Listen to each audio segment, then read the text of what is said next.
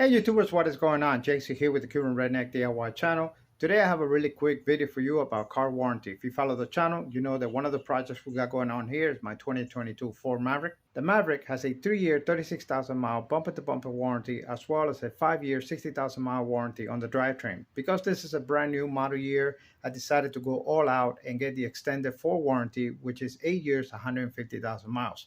So I was a little bit taken back or surprised when I received notification telling me that my warranty is expiring. The postcard reads in part, "Our records indicate that you have not contacted us to update your factory warranty on the 2022 Ford Maverick. In order to guarantee its continuous safe operation, call 888-582-6870. By neglecting to call now, you will be responsible for paying all repairs out of pocket." Obviously, that's not true, and a quick search of the internet confirmed my suspicion, and that is that this is nothing short of a scam. Please do me a favor, share and like this video. Let's make sure everybody is aware. Thank you.